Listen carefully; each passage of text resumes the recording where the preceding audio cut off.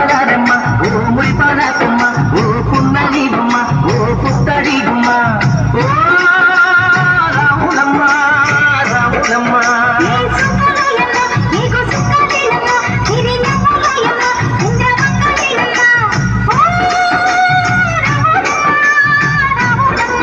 నువ్వు కడవ మీద కడవ పెట్టి కదిలితేనమ్మా